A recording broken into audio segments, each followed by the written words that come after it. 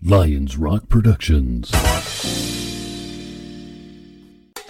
This is Jay Moore. This is Greg Cruz. This is Bryce Vine. This is Dexter from The Offspring. This is Nathan This is Sebastian Junger. This is Daryl. This is Stuart Copeland. This is Mick Gillette. This is Andy Summit. This is Dr. Bob Greenberg. This is Gabby Reese. This is Rob Bell. Hey, this is John Leon Guerrero. Hey, and this is Pete A. Turner. I'm Lou Bazcewski, and I'm the author of Louch and the director and producer of a film called Path of the Past. And I'm excited to be on the Break It Down show. And now, the Break It Down show with John Leon Guerrero and Pete A. Turner. Terrific. Lou Bazcewski is indeed an author and a filmmaker, and his documentary film, which is based on his book, is called Path of the Past. It's the story of his grandfather, and man, it's a wonderful tale that you tell in such a personal way that it drags you in, and if you are any number of things. First of all, if you are of Polish heritage, if you know anybody who fought in the European theater in World War II, if you are a military history buff, there's so many reasons to appreciate this film, man, and it was just compelling and beautiful and a wonderful tribute that was told with reverence and respect, and we love it. Lou, thanks for joining us. Thank you for having me. Will you tell us the story of the story as it unfolded to you and as you were called to take the mantle of telling it? Well, that is probably the most interesting story because my grandfather, like so many others of his generation, was very modest, humble. He didn't think of himself as anything but somebody that did their job, and he would often just say, "Oh, I was just a tanker." And little did we know how much he had actually gone through. And it was, I was just out of school. I went to school for history and writing. And I had published some other projects in relation to oral history and current events, history within the 20th century. So I started talking to my grandfather more about just really growing up and things, because I had no idea. And none of us knew the scope of what he had seen.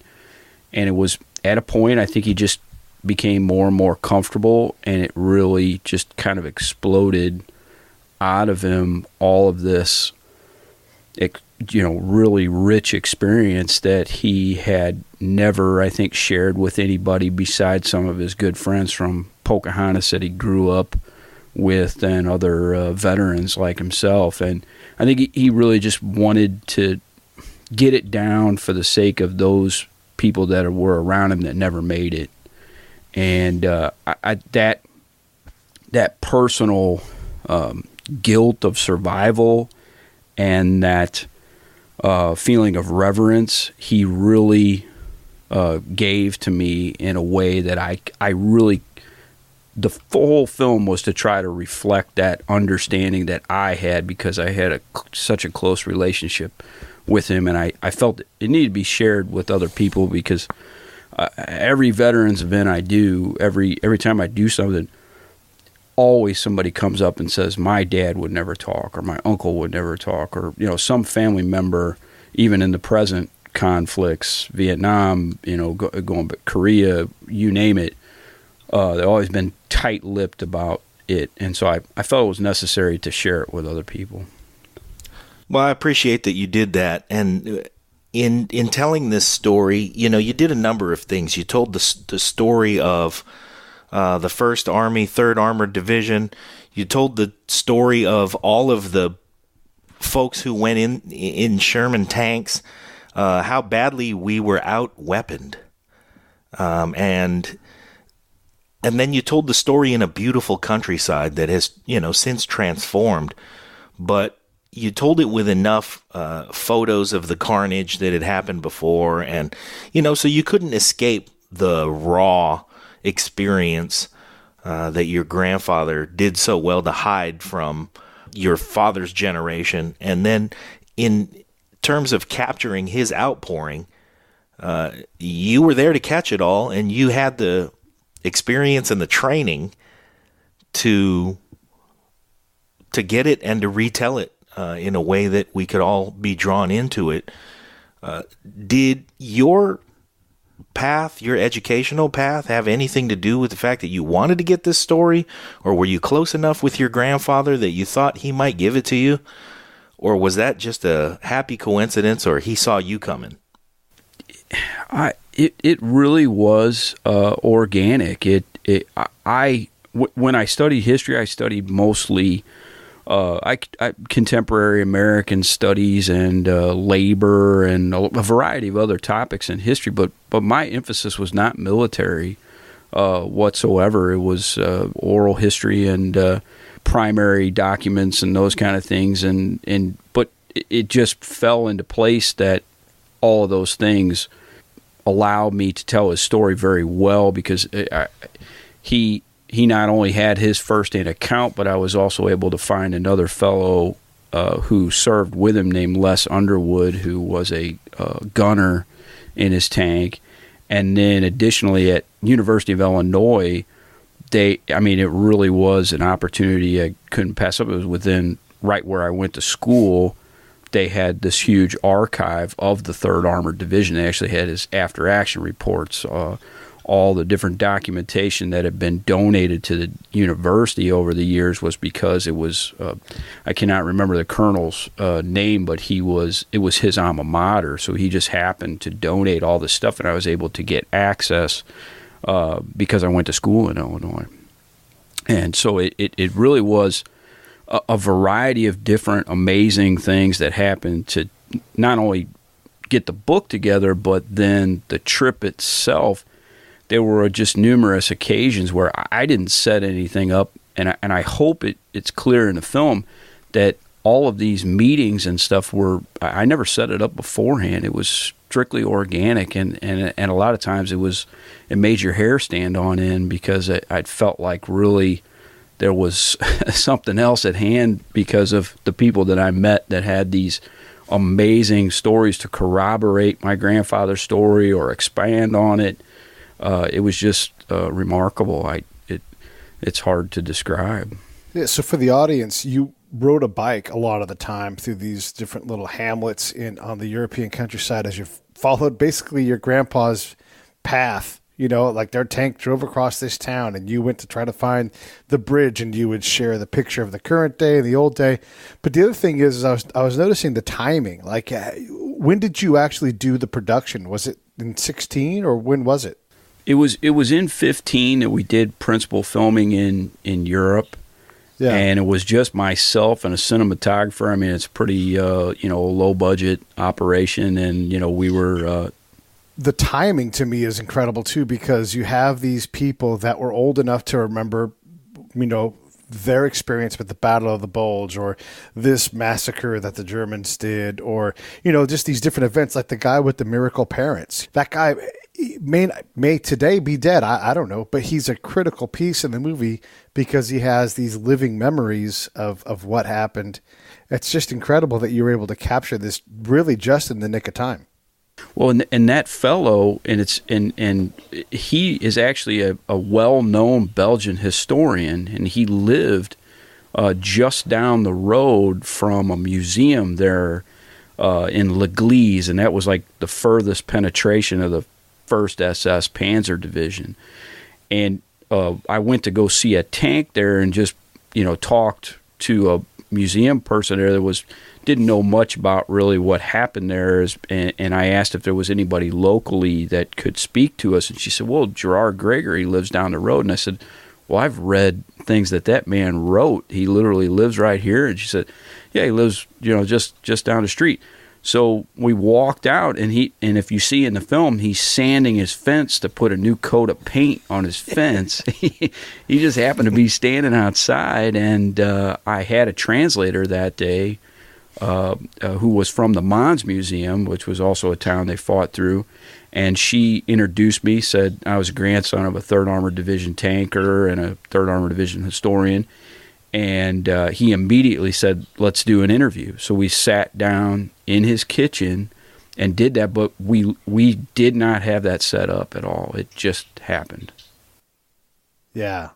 Yeah, that's just such an incredible, fortunate circumstance. And then he pulls out the same illustration. Now, your grandfather's path to victory, or whatever that picture is called, he had the same thing. Are those all hand drawn, or what are those? Are those lithographs, or what were they? Yes, they were. Well, there was a main one drawn for the division, but then a fellow named he was a chief warrant officer, A.J. Palfy, did add some detail on to make it specific to the Lovelady Task Force, and it shows all 5 major campaigns of what they went through, but everybody in the 3rd Armored Division went through the same map. He just added some different details to that specific one. So there were only so many of those maps. So even within the 3rd Armored Division, there were even less of the Task Force Lovelady maps versus just a main 3rd Armored Division map. So it was just miraculous. And he had been like a pen pal with Colonel Lovelady, who was my grandfather's commander, task force commander, for a great part of the war. And what the map shows is basically where 152 of them in his company, D Company, landed on D-Day plus 17. But yet by the end of the war, there were only he and 17 other men that survived that trek. And the great majority of that 152, the great majority of that 152, they died. They were killed in action, because a tanker, they would either be obliterated or burned, and it wasn't a less of a chance of getting wounded rather than just perish. And the Sherman being outgunned in such a variety of ways, it was literally a death trap. And there's some other historians that have kind of claimed over time that it was a great tank in the sense of mechanical reliability, and that's only true if you really just kind of neglect all the facts about how many people were killed, and just neglect to even care about how many crew people died. And as Americans, we've always, I think, prided ourselves in the idea that we're going to try to get as many of our people to survive. And so if we keep that in mind, then the Sherman was a mistake and always is a mistake. Yeah, like I can say a Toyota Camry is a perfect car. I never need another car. But if I want a pickup truck, it's not that. And if I want to go fast, it's not that. It's not a lot of things. And the Sherman tank is, it's mechanically reliable. We could make a load of them, so we could if it took 10 Shermans to kill one German tank, we were going to win the war. But it didn't take quite that many. But you're right. As a combat veteran, the last place I'd want to be is in a tank on a front line, because those things get, you build weapons to destroy tanks. It's the most terrifying thing if you see it coming, and it's terrifying to be inside of it. It's the fate that they faced, and then seeing their others around them and what happened to them, I just can't imagine how difficult that was to get back in that thing every day. Knowing full well, and my grandfather says it in the film, there were times where they saw an 88 millimeter or even a 76 millimeter tank gun go through one side of a Sherman and out the other. Really in every possible way, in the sense of armor, the height of the tank, it was a larger target. In the sense of speed, mobility, traction, it was an abysmal failure. Were it not for the Soviets, we would have never had a chance to really land it. The U.S. never faced a fully equipped Panzer division on the Western Front. Thank God.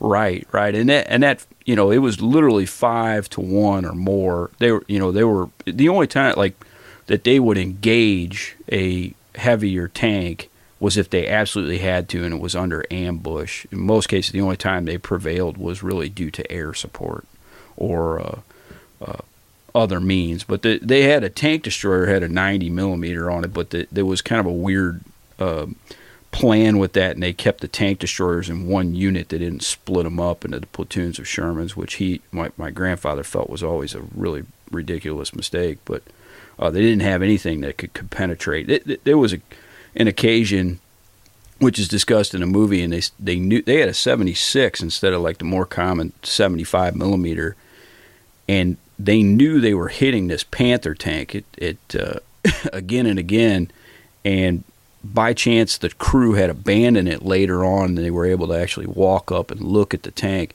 and they said there were 19 ricochets off the front of that tank. Wow. Wow.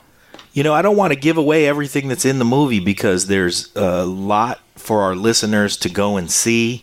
And again, for our listeners, our guest today is Lou Bazcewski. His film is called Path of the Past, and it's about his grandfather's trek from one end of Europe to the other in the only Sherman tank that made it all the way.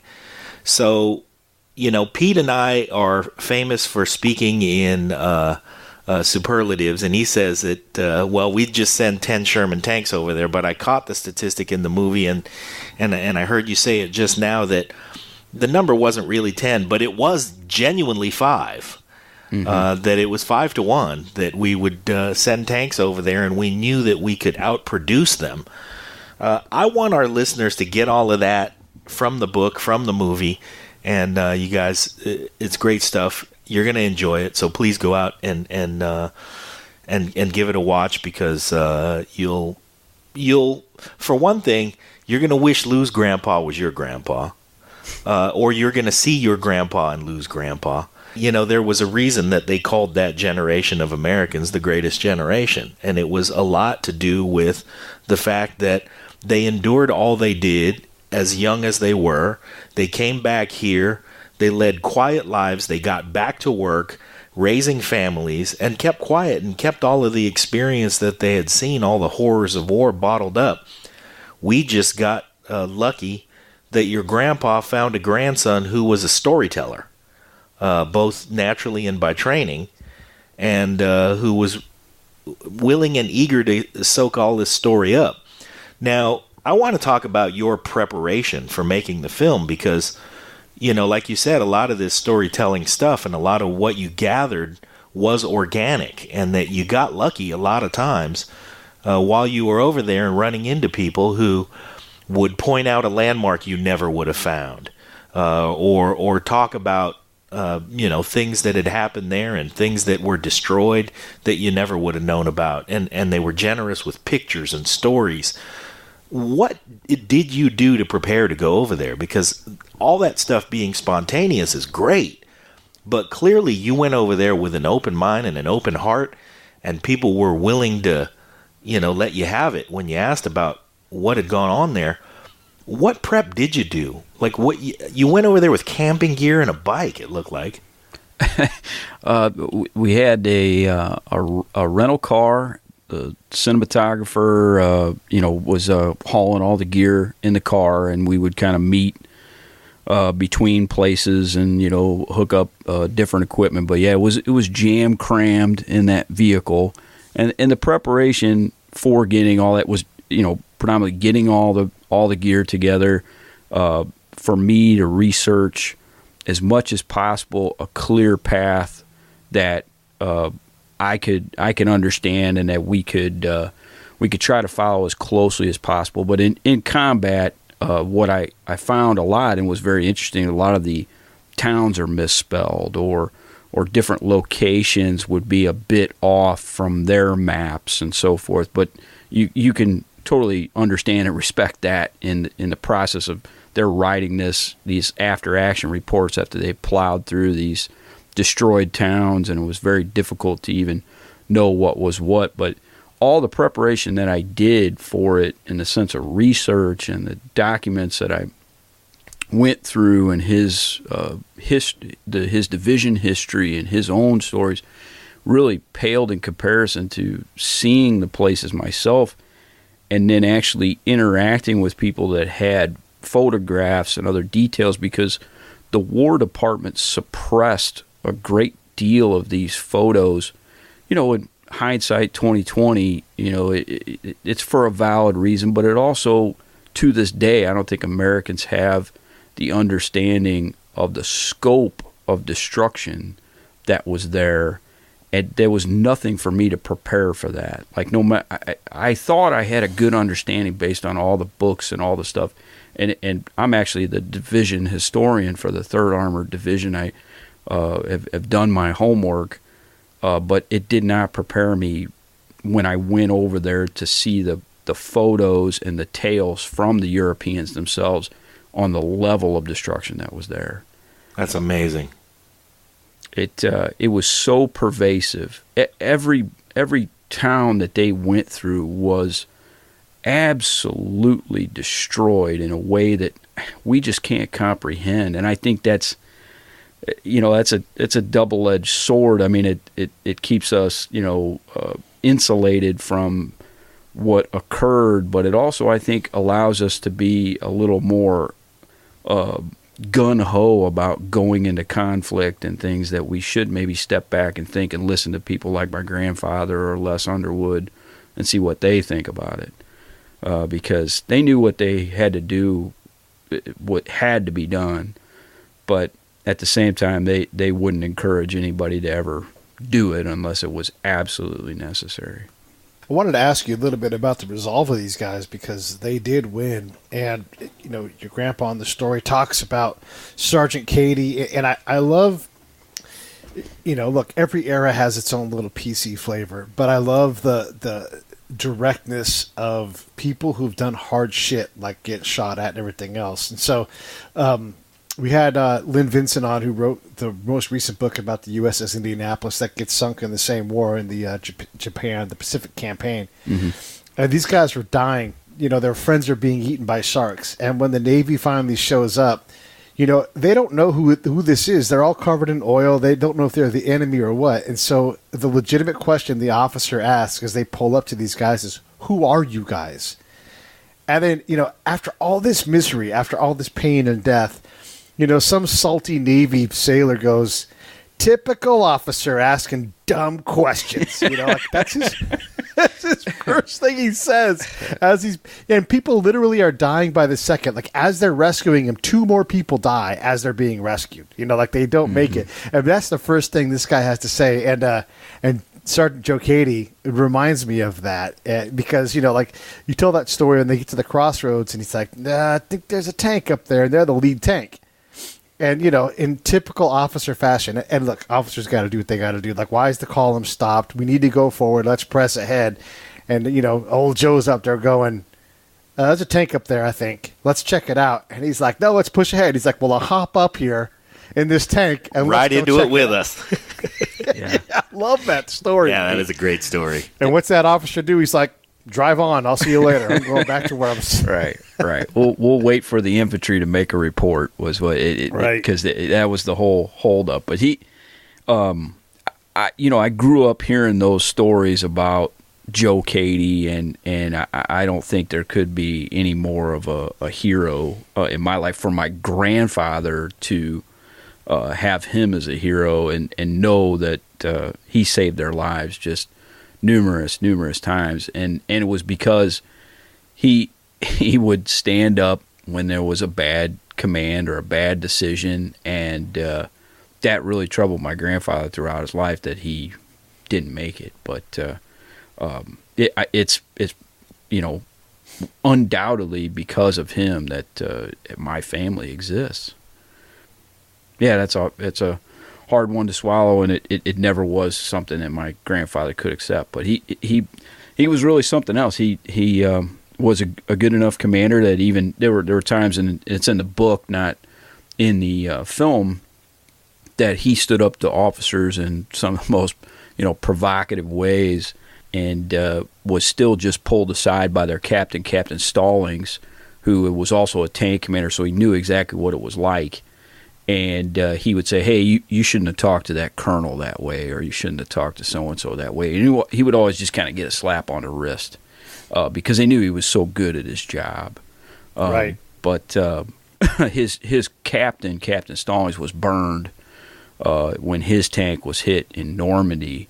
and actually they were hit by a flamethrower, and he narrowly survived. Had to pretend to be dead, and lost the majority of his crew, and then crawled back through enemy lines at night. And so he knew all too well how outgunned that Sherman. He eventually became company commander, so it was like he had a really good buddy at the reins that would back him up when he stood up to officers who didn't know what the heck was going on. But again, the officers, and they had some exceptional officers, just like Captain Stallings, Colonel Royston, General Rose, the commander of the division itself.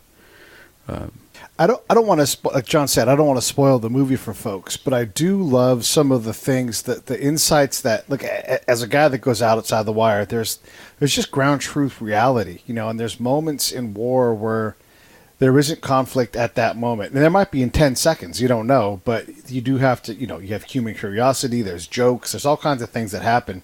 But I love the story about your grandpa getting out and going and checking out the tank that they just had tore up, the one I think that you said had 18 ricochets off of it. Those kind of stories. How much of that stuff doesn't make it into the movie, or maybe is in the book instead? But how much stuff's on the cutting room floor where you're like, man, this is a great tale, and it really illustrates, because what that story does, and you may or may not realize this, is it just shows the humanity of these guys. Yes, they're in this grinding fight. Yes, their friends are dying. It's hard. They're hungry.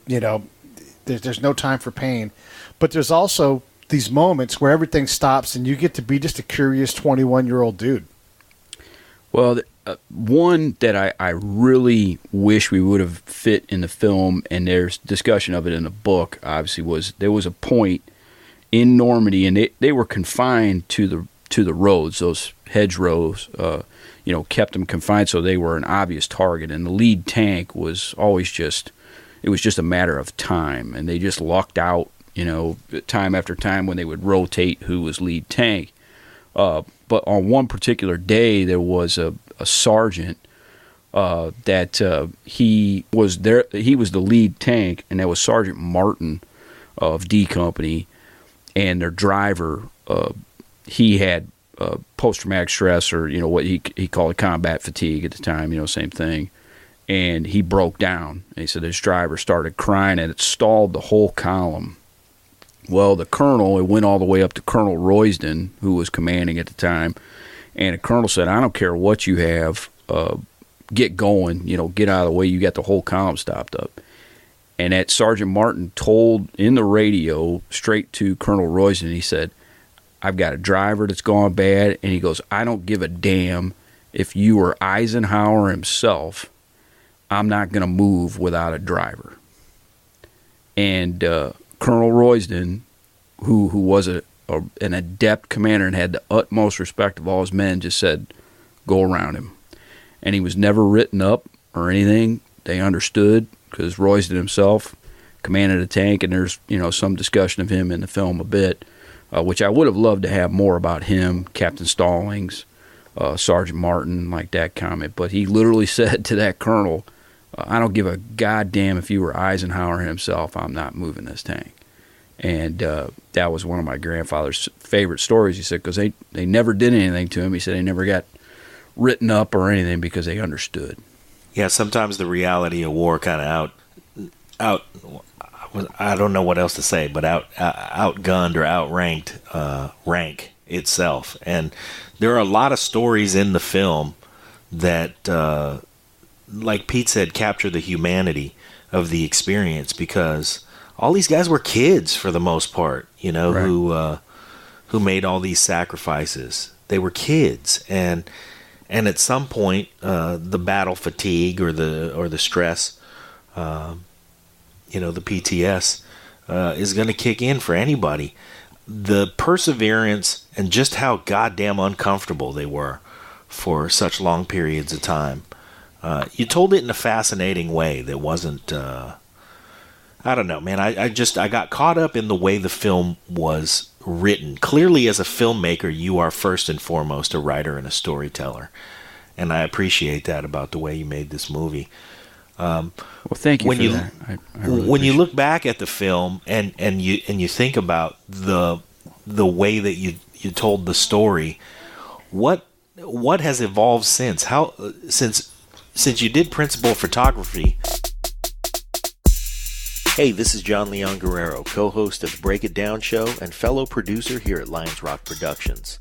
And I'm proud to announce our newest show. It's called Justice. Season 1 is going to be a deep dive into some of the cases I personally worked on as a licensed private investigator, and you'll get a unique view into the criminal justice system that may just challenge some of your personal notions about how it should work and open your eyes in ways you never imagined. So keep your ears open for Justice, a brand new podcast from Lions Rock Productions to iTunes, Stitcher, and wherever you get your favorite podcasts. What has evolved since? Since you did principal photography a couple of years ago, what has evolved in your mind about how you've told this story and what's a little different, and have current times and the suppression of information that you found out existed, has what's going on nowadays in the landscape of news and events colored your thinking about how and why they suppressed information back then? That's a great question. I honestly feel that everyone feels, or the majority of people think World War II is this ancient kind of, distant thing, and it really was not that long ago. And it was, as my colleague that's in the film, Todd DiPastino, exceptional historian, said, World War II was the largest singular event in human history. And I think because we have suppressed information from that, I think it's given Americans a very jaded, kind of distant understanding of conflict and the cost of conflict. A great story to illustrate that. When I was a kid, I used to play war. I knew my grandfather was in, the war, and I was always, dressing up camo and stuff like that and playing in the yard. And we were playing with my cousins and stuff in the backyard. And he pulled me aside at one point, and he said, you know what would happen if war came to your town? And I said, Grandpa, I don't understand. He said, you're going to have to take everything you own, and leave it. You're just going to have to load up what possessions you can carry that you need just to survive and load them on a cart or what you can, because there's going to be no gas. And it was just things you never think of that he had seen, because he had seen the monstrous stream of refugees and all the people that were just pushed around by that war. And he just wanted me and the rest of my family to understand what war meant.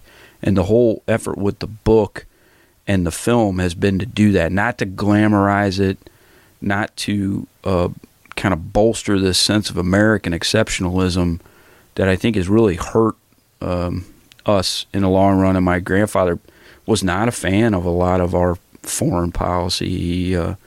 He was very much against a lot of our actions. So to me, it is so relevant. Whereas, the average person just think, well, that happened a long time ago. What does that mean? And living with somebody that saw that and saw our modern times, and every day would look at the paper. He literally every day would read the paper, and he would, when we talked, he would say, man, I think about these men and women today that are serving. And he said, he was so troubled by how they had to be deployed 4, 5, 6 times. He said, I literally said, I only had to do one hitch. He said, but these men and women keep having to go back again and again, and I don't think that's right.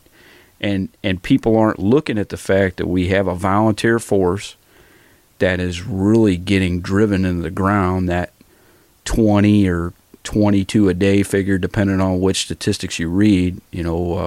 Military Times says it's closer to 20.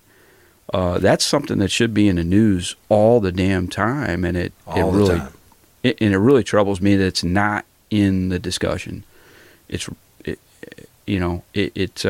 And I have a lot of friends that, I myself didn't serve. I feel like my service is to try to tell these stories, to get it out there. I have a lot of friends that served in the process of this, and to them, it's just as relevant as it is to me. Yeah, I think the most important thing, and you know, again, I enjoyed the film a lot, but even more than my enjoyment of the film, I think it was important to watch. And the most important thing about it was the personalization of the experience, because it wasn't that long ago.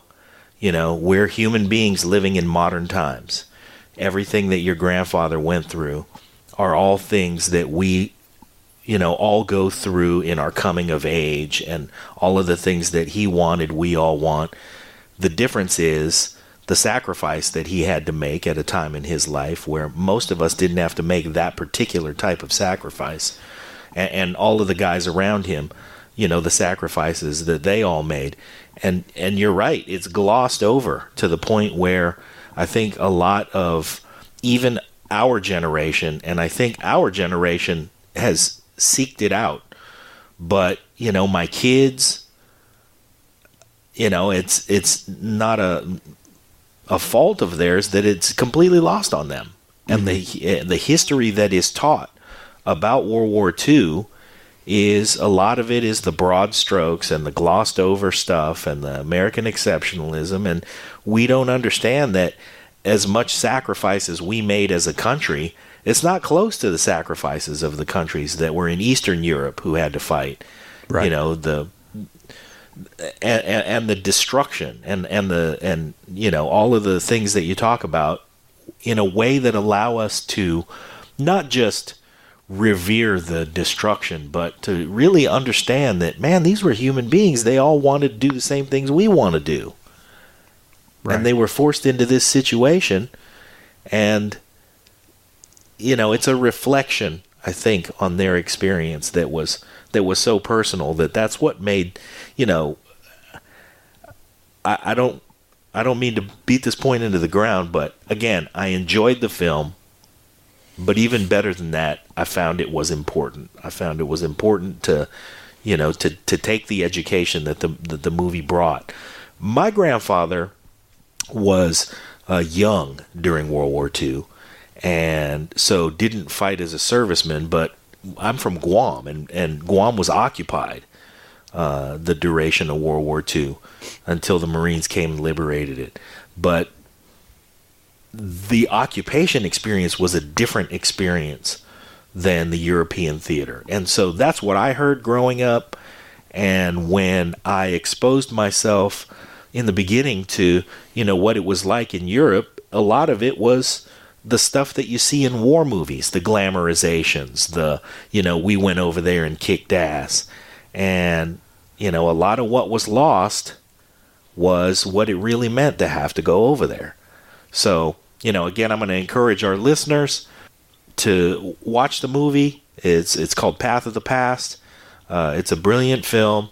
Our guest today is Lou Bazcewski. He's a filmmaker and an author, and there is also a book, so you should also read the book.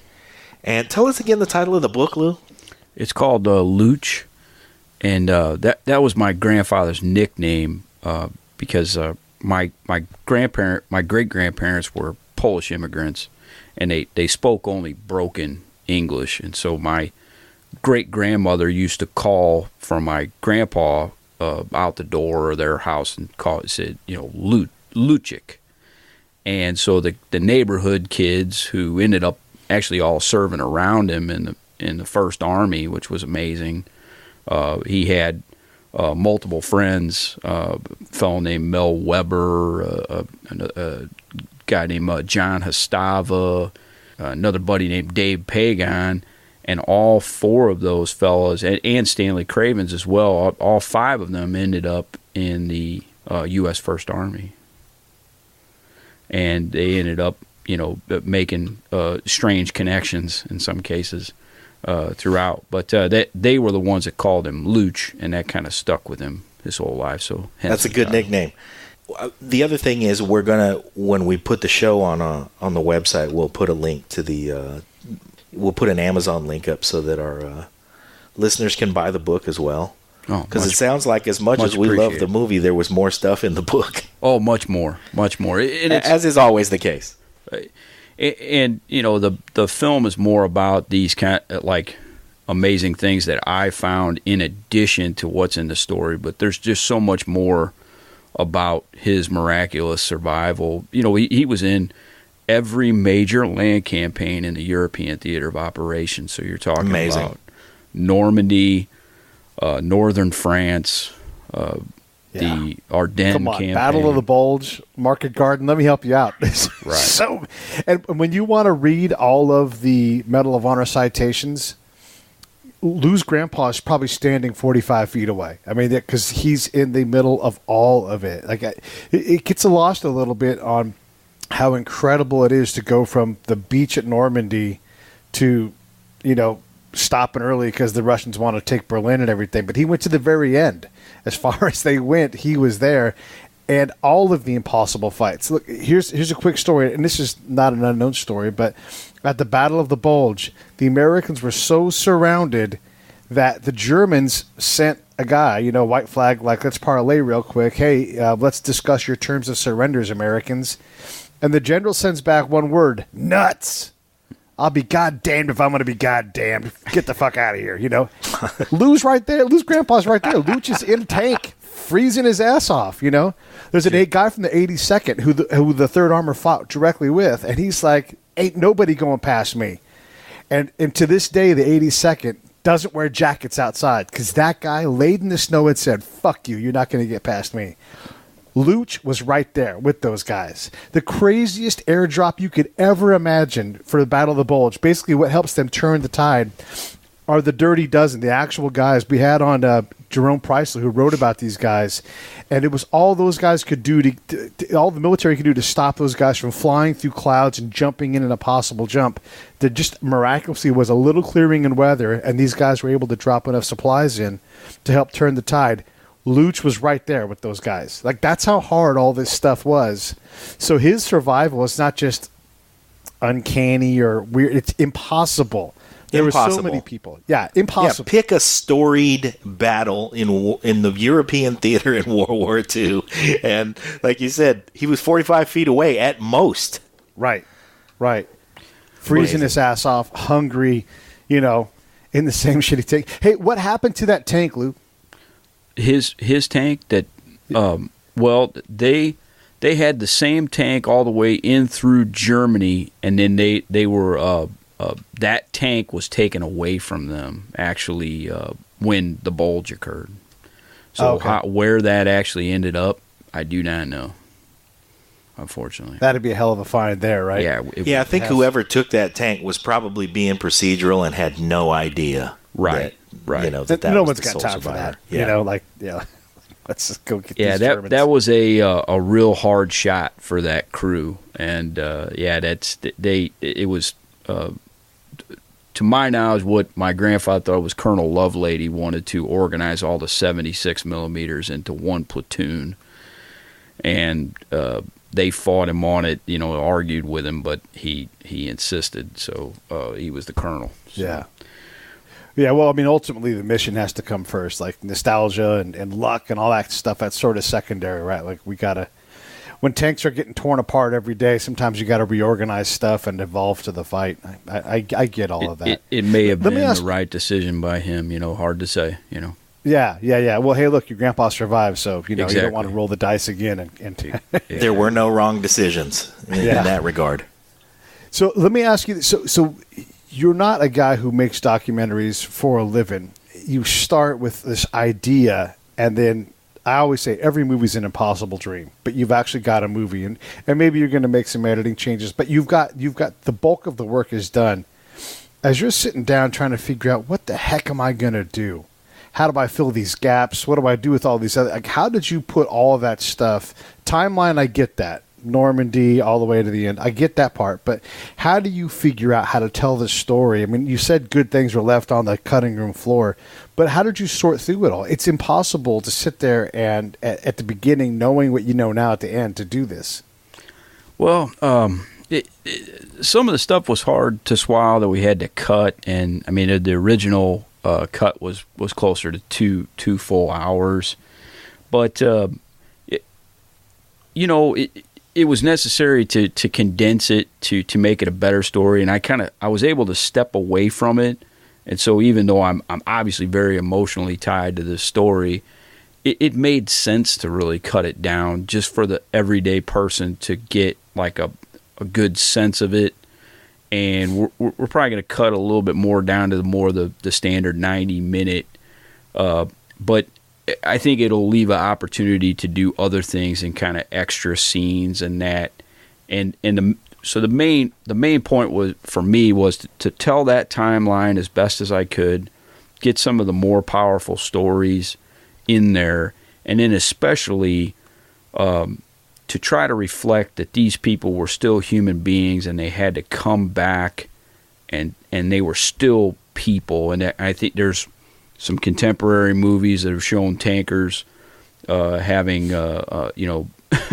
not so much in the sense of scruples and willingness to just shoot down people, and that really isn't true. And any tankers that I've talked to or worked with really just reject that whole notion. It make them look like merciless killers. And I think the main thing was I wanted to show that these were still human beings at the end of this, and they kept their humanity, and they were better than that. And I think that's what all, the everyday American service person, man or woman, wants people to know, that they have to do horrible things, but their goal is to keep their humanity in spite of it, and they did that. But that's what I hope I reflected in that process. And you gotta make some hard changes and hard swallows. I had some really great stories in there about Joe Cady, his tank commander, and being able to meet his family and some other things. We just had to really cut it down. What's something that happened that just absolutely shocked you with like the serendipity of that moment? Was it on the trail in Europe? Was it at like some kind of phone call that someone out of the blue calls you? What was that thing where you're like, I never in a million years would have guessed this would be the outcome? The probably the most profound one was the lady that I met in Parfandry, which my grandfather drove up into that and really witnessed the aftermath of a massacre there in that town. And to a degree, I'm not giving a lot away from the movie here because these are kind of the background details of it. But we interviewed the woman in town, and it was just because I had a translator that day, and we were talking to people at this tourist place in the town of Stevolo, which is right nearby Parfandry, and a woman there said, I know this other woman, and it so happens her mother survived that attack in Parfandry, and she owns a hair salon in town. And so we walked down to the hair salon and had a conversation with her. She immediately called her mother on the phone. Her mother gets on the phone and says, I'd love to meet you. So at a later date, we set it up, had an opportunity to meet her. She came out, and as it turns out, when my grandfather came into the town, they just saw corpses. It was, it was a hellish thing. I mean, they killed men, women, and children. And in the nights that followed, it was Christmas Eve, and on Christmas Eve they were surrounded by the 1st SS, actually Hitler's own division there. And that's one part of the Battle of the Bulge that really isn't reflected in some of the stuff about Bastogne, because really some of the heaviest and best equipped outfits were further north where my grandfather was, and the hold at Bastogne really cut them off from supplies. But the main thrust and the bulk of equipment and soldiers was really in the north, pushing towards the Meuse River, and they hit that main thrust in and around Stevolo. Well, when they knew they were out of gas, they just started just killing civilians and soldiers alike. These were the same people that committed the Malmedy massacre, which people are familiar with. But somehow this girl, who was 3, I believe at the time, she had run, and the only reason that she made it was because they missed her. She was lower to the ground, and they shot her mother and brother right next to her. And she ran to a farm where her father was hiding. Now, a lot of this we couldn't even fit in the film. But when she did, she was hiding on that farm, and as my grandfather was, they counterattacked, and they surrounded them on Christmas Eve, and all their infantry were killed, and they had no one to alert them. So they were in their tanks, surrounded on Christmas Eve. They thought, we're going to die tonight. And my grandfather said they were praying and hoping. It was snow was coming in. It started in the 22nd, 23rd. Really started snowing heavily. Some say it got up to like 18 inches deep. You know, they thought we're done. So they strung grenades in a perimeter around where they were staying, and all of a sudden, late at night, something set off those grenades, and they thought, here they come. You know, here comes Hitler's own division, and we're going to die on Christmas Eve. And it turned out it was cows. A group of cows hit those grenades and started setting off those lines. Well, they laughed and, you know, kind of celebrated. But that woman, 72 years later, I guess it was, she heard those cows blow up in the night. And so when I am explaining, I don't think we could get the depth of it into the film because it was too much to explain.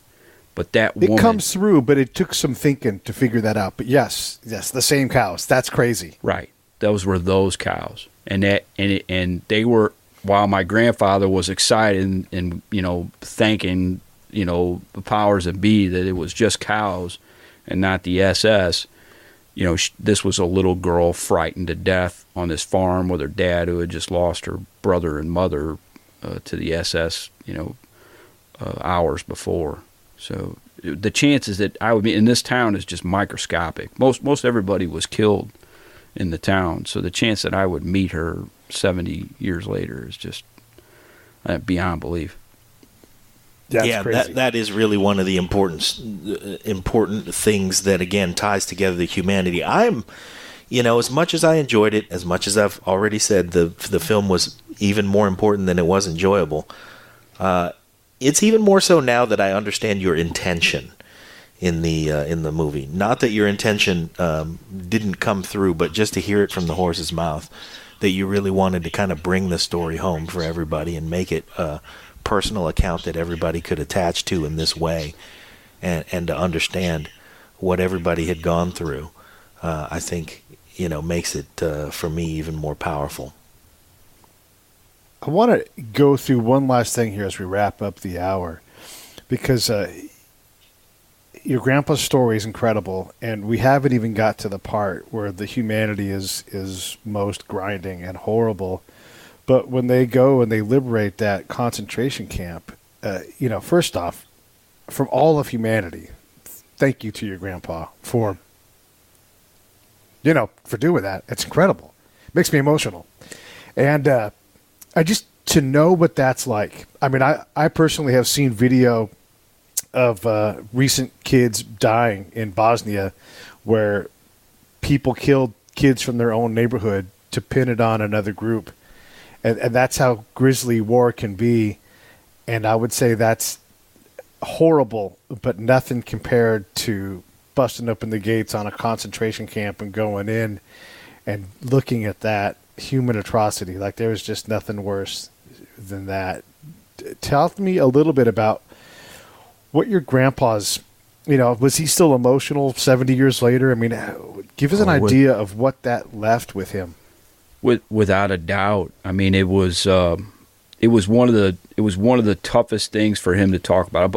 Apart from Pafandri, where they found those civilians killed, those were probably the two toughest situations where they found men and women, children killed, and then when he was in what they called Nordhausen. See, the U.S. intelligence suppressed a lot of that. Nordhausen was the nearby city, and they actually liberated a barracks there where they were keeping all the dead and dying people that were either too weak or refusing to work inside of the factory that was nearby. What it was the camp was really actually what they call Mittelbau Dora or Dora, and it was a factory that was creating V1 and V2 missiles, mostly V2s, and it was the first example of a ballistic missile.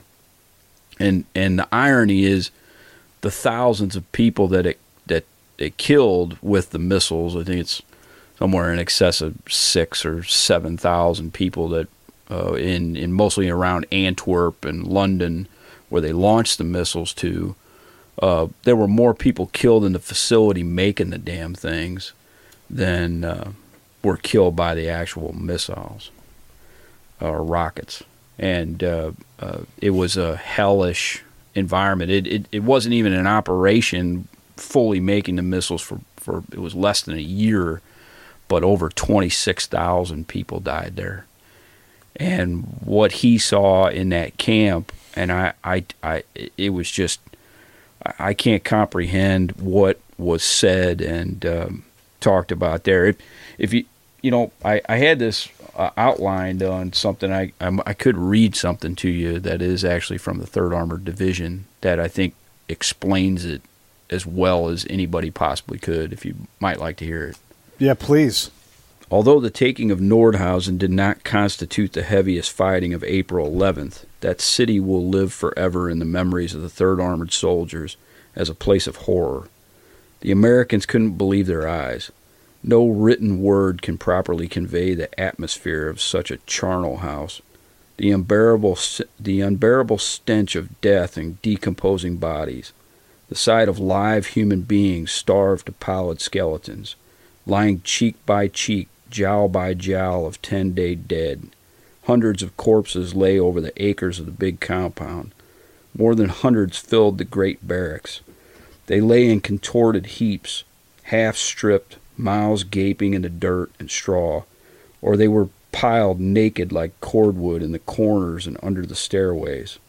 Everywhere among the dead were the living, emaciated, ragged shapes whose fever-bright eyes waited passively for the release of death. Over all the area clung the terrible odor of decomposition, and like a dirge of forlorn hope, the combined cries of these unfortunates rose and fell in weak undulations. It was a fabric of moans and whimpers, of delirium and outright madness. Here and there a single shape tottered about, walking slowly, like a man dreaming. There was no hope for many of the prisoners in this place.